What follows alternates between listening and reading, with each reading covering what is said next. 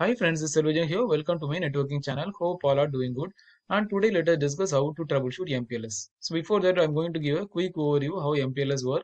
So there's an architecture PE1, P and PE2 are currently called as the MPLS backbone routers, and CE1, CE2 placed at the customer premises, what we call it as a customer edge router, and this is a provider edge router placed at the provider end.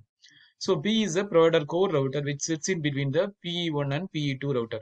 So how it works, the packet will be routed from customer edge router to the provider edge router, and at the provider edge transmitting end will be impose and label, what we call it as a label imposition, label push.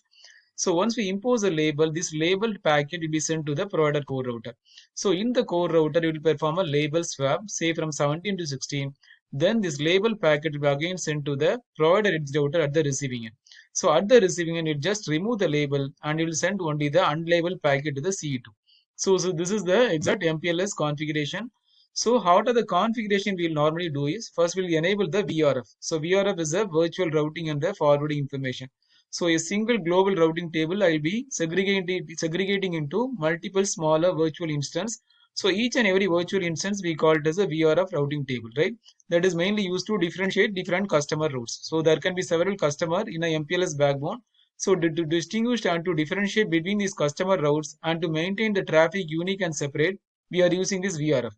So under this VRF, we'll be assigning RD and the RT value. So RD is a route distinguisher which is used to distinguish between two customers similar identical routes. So assume there are two customers, they'll be using same prefix, right? 192.168.1.0 say. So if they're using the same prefix, how we can differentiate? So it can lead to overlapping in a normal routing environment. So to prevent overlapping, we are assigning an RD. So each and every customer will be labeled with a different label. Based on that label, it will take the decision. MPLS always forward the packet based on the label information, right? So that is the purpose of RD. And RT it is used for importing and exporting the customer routes between the MPLS backbone. So for that reason using RD and RT. And LDP is a label distribution protocol for advertising and triggering the labels between the MPLS router. So this IGP is nothing but a interior gateway protocol. So in this architecture, I'm using OSPF as a IGP. So this OSPF routing protocol will trigger the LDP updates between the MPLS router, PE1 and PE2 router. And third thing, I'll be configuring MPBGP. So these are the basic configuration we'll be doing for MPLS. So before troubleshooting, at least you have to understand what exactly we are going to do. So MPBGP is nothing but a multi-protocol BGP. So whenever it sends the label packet to this corresponding core router, it will be always advertising the RD and prefix value together. So RD is nothing but it is a 64-bit value plus prefix. So this combination of RD and prefix we call it as a VPN v4 route. So for advertising this VPN v4 route between the provider edge 1 and provider edge 2, we are using a protocol called MPBGP. So this is a third configuration. And fourth is a normal configuration. We will configure a IPBGP, IPv4 BGP between the customer edge and the provider edge router. So these are the four configurations always mandatory to for MPLS to work, right? So for customer edge 1 to all the way reach to this customer edge 2, these are the four configurations mandatory for the MPLS configuration, right? So now let us go and debug the issue. So I already told the prefix is not getting advertised. That means the CE2 prefix 5.5.5 is not getting advertised in this corresponding C1 routing table, and this 1.1. Prefix, this is nothing but a loopback address I define and I advertise in the BGP routing table. So this prefix is not getting advertised in the CE2 BGP routing table. So we need to go and fix the issue. So let us now start from the VRF, then let us go to LDP configuration, then let us check the MPBGP, then finally we'll check the IPv4 BGP. So let us go one by one. So let us go to PE1. So here I want to show the configuration, what are things I have done. So I created the VRF like this, IP VRF red. So this is a VRF. So assume both are having both the customers, so CE1, CE2, both should be configured with the same VRF, right? So that's the key point you have to keep it in mind. So here PE1 I configured VRF red. Under this I assign the RD. RD is nothing but a route distinguisher. So this is a format 1:1. Any format you can give. So it format normally is ASN colon identifier. So ASN is an autonomous system number colon some site ID. So just that is just an identifier. So any format you can configure. So each and every customer I can assign different format. So RD 1:1 and route target is import and export. What is import and export? I already told. It is importing the customer routes between this MPLS backbone. So for that I'm using this. After this, what I'm going to do, After configuring this VRF value, I have to assign this to this corresponding interface. So VRF, always keep it in mind. I will do in the configuration mode. Also, I have to enable in the corresponding interface mode. So that's the thing, VRF will work. And the second thing, I have configured this protocol, IGP. So this IGP will trigger the update. So let us go here. IGP is a configuration. What I have done is OSPF routing protocol. So this OSPF routing protocol will trigger the LDP updates between the neighboring routers. So this MPLS LDP is a configuration. Additionally, I did to this OSPF. OSPF is the IGP protocol. So this MPLS LDP, this routing protocol, what it does, it will automatically trigger the LDP advertisement between these neighboring routers, right? So that is the purpose of this one. And third thing, I have configured the MPBGP. So how we'll activate the MPBGPs? We have to activate like this: address family VPN v4. So this is not IPv4 BGP, it is an MPBGP. So additionally, you have to activate address family VPN v4, then neighbor activate. So neighbor is nothing but this is a loopback address 4.4. That's a loopback address activate. Then we have to additionally add send community. These are the configuration for a address family for activating the MPBGP between PE1 and PE2. So now what I'm going to do, let us now check the interfaces first. So let us go to the configuration. So I have already shown the configuration. Now let us check the interfaces. Show MPLS interfaces. So this will show whether the LDP, labeled distribution protocol, is active. So this is already showing active. And the second command is show MPLS LDP neighbor. So it has one neighbor, right? The neighbor is 3.3.3. So 2.2, this neighbor is 3.3.3 and this is 4.4.4. So I'm seeing neighbor is active and already established a TCP connection, right? So it is working fine. Let us check the other provider router. This is a core router. Show MPLS LDP neighbor. So it has two neighbor, right? So that is neighbor is one is 4.4.4 and another one is 2.2.2. So there's nothing but this is 4.4.4 and 2.2. Everything is active. Let us finally check in PE2. Show. So what is the command is show. This is the command we have used, right? So go to provider router. Yeah, show MPLS LDP neighbor. Show MPLS LDP neighbor. So you're able to see the neighbor is coming up. So there are two commands you have to keep it in mind. One is show MPLS interfaces and show MPLS LDP neighbor. So then what I'm going to do, how to check the VRF interfaces. Let us go to P1. So that's a simple command, show IP VRF. So this is a VRF name and it will show the RD value. Similarly, let us clarify whether the RD value, everything is fine. So let us go to PE2, show IP VRF. So right, this is also fine. So another thing I already told, MPLS always forward the packet based on the label information. So how we can check is there is a command called MPLS forwarding table. So go to PE1, show MPLS forwarding table. So this table always worked on the data plane. So it will have all the information, like already told, whenever it is sending the prefix, the label will be attached to the prefix and send. It is sending the label packet.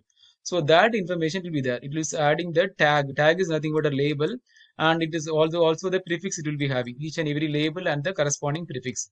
So that information you can see in the MPLS forwarding table. So then one more command we need to check. So we already checked the VRF interfaces and the LDP neighbor relationship is established. So now let us check this MPBGP is working between this PE1 and PE2. How to check is go to PE1, show BGP VPN v4. So this is a VPN v4 is a collective combination of RD and prefix, unicast all summary. So the neighbor is coming. 4.4 is nothing but a PE2 interface loopback address. That is fine, working fine. So let us check from PE2. Show BGP VPN v4 unicast all summary. So this entry is also fine. It is the neighbor is reachable. So let us do a short trace from PE1. Let us check the trace for PE2. 4.4.4 source. Let us do loopback 0. That's a loopback address. Yeah, we are able to reach PE2. Let us check from PE2. So trace 2.2.2. That is a PE1 loopback address. Source loopback 0. Yeah, I'm able to reach from PE1 and PE2. So we have checked the VRF interfaces. We have checked the LDP configuration is working fine. MPBGP is working fine. So why the prefix is not getting advertised? So probably the problem should be at the customer edge router or the provider edge router. So we need to fix the issue. So let us go to CE1 first and let us do the show IP BGP all summary. So here you'll be using the IPv4 BGP because I already told this is only a packet. This is the label. So since we attach the label, we are using this VPN v4 route MPBGP. But here at the customer end, we have to check this show IP BGP. That's a command you have to always keep it in mind. So PE1 I already told it is show BGP VPN v4, but at the CE1 you have to check show IP BGP all summary. So that neighbor is coming up. Let us check the entry 192.168.12.2 able to reach. Let us check CE2 also, show IP BGP all summary. So it is fine, right? So 192.168.45.1. So everything is fine. So what is the thing is pending is that now let us check the routing entry. So I have to see this corresponding prefix value in CE1, or I have to see this 1.1. Prefix value advertised in this BGP routing table. So let us go to CE1 first. Show IP route. So we're able to see, right, what is the issue? I'm not able to see this corresponding prefix getting advertised in CE1 BGP routing table. And let us check from CE2 also. Show IP route. So here also I'm not able to see this corresponding 1.1. Prefix. CE2 also I'm not able to see. That is the issue. So how we can fix the issue? So there is a separate command. There are two types of command we can configure. So either I can configure a allow ASN in customer edge router. So this is a command you have to use in allow ASN. And this AS override you have to always configure at the provider end, right? So that's the only difference. So this ASN we have the customer edge router, and this are the AS override at the provider edge router. Why means I'm going to show why, because so this both the things you observe that both are in the same autonomous system number. CE1 is also in the same autonomous system number, and CE2 is also in the same autonomous system number. So what happened as per the BGP loop prevention mechanism, whenever CE1 receives the update from its own autonomous system, what happen? It will discard the prefix, it will discard the update. That is the reason you're not seeing it. Similarly, CE2 also, whenever it receives the prefix from the neighboring thing, it will just simply discard the prefix. So that is the reason this is mainly used for a loop prevention mechanism. So as per the AS path mechanism in BGP, whenever it sees its own path and whenever it receives update from its own path, and it will simply discard the update. This is mainly to prevent the loop, otherwise it will form a loop. For the loop prevention mechanism, BGP defined that. So how we can prevent that? By using either the allow ASN command in C customer edge router or AS override command in the provider edge router. So I'm going to configure today the AS override in the provider edge end. So how to configure? So let us go to PE1 and let us do the configuration. Configuration router BGP 234, right? So this is the 234 I configure. This all these P1 and P2 in autonomous system 234. So they have established an IBGP neighbor relationship. So router A BGP 234, and we have to specify a command address family IPv4. Then I have to specify the VRF name. I already told the VRF name is red. So configure the VRF name. Sorry, VRF red. So then we have to activate the override. So neighbor is 192.168.12.1, right? So 192.168.12.1. Then we have to configure this AS override, right? This 12.1, this is a remote neighbor. Then we have to configure the AS override at the provider edge router. Similar way, let us go to the PE2. So you're able to see, right? VPN VRF red is coming up, right? So let us go to PE2, go to the configuration mode, router BGP 234. We have to specify the address family command IPv4 and the VRF. VRF is red. So why you are using VRF red? Specific name is nothing but there can be several customers, right? So assume there are several millions of customers. So each and every customer interface, I have to specify a name to differentiate between the customers, or to make the customer, each and every customer unique. I have to specify the VRF name. Then I have to configure the neighbor command. Neighbor is 45.2, right? So 192.168.45.2. Then we have to do this AS override. So I've done with the AS override on the PE1 and PE2. So now it is coming up. So red down AS override change, and the VPN VRF red is coming up. So now let us go and check the routing entries. So now you have to see the routing entry 5.5.5. So either I can configure the allow ASN command or this AS override. So this what it does, AS override configuring on this PE1 and PE2 router will allow the update from the prefix. So this prefix will be advertised in this routing table, and 1.1 prefix will get advertised in the CE2 routing table. So let us go here. So let us do the show IP BGP. Let us do the show IP routing entry. Show IP route. So now you are able to see, right, this advertises a BGP routing table, show IP BGP. So 5.5.5, this is the BGP route. Similar way, let us check the routing entry from CE2 also, right? Show IP route. So after configuring the AS override on the PE2 router, now it should be, we are able to see the route. So let us do a ping 5.5.5 source. So sorry, this is the that 1.1.1 we have to ping. That is the CE1 address, source loopback 0. So I'm able to reach from CE1 to CE2 and CE2 to CE1. I'm able to see the routing entry. Let us do a short trace from CE1. So trace 5.5.5 is the CE1, CE2 loopback address, and the source is loopback 0. I'm able to trace, right? So let us do a trace from CE2. So trace, that is 1.1.1 is the loopback of CE1, source loopback 0. So I'm able to see the trace. So here two things you have to always keep it in mind. So you are able to see the two labels, right? So one will be the transport label. The transport label is 17 and this will be the VPN label. So that's the thing you would always keep it in mind. So transport label is the one it will always swap. So this, and you are able, if you are seeing the transport label here is 17, right? So if you are doing a trace from this other NCE2, the transport label is 16. That means whenever this transport label is pushed here and sent it to label packet, this core router, the packet will be, the label will swap from 17 to 16. It will again send the label packet to PE2. So at the receiving end, will pop the label and will send only the unlabeled packet.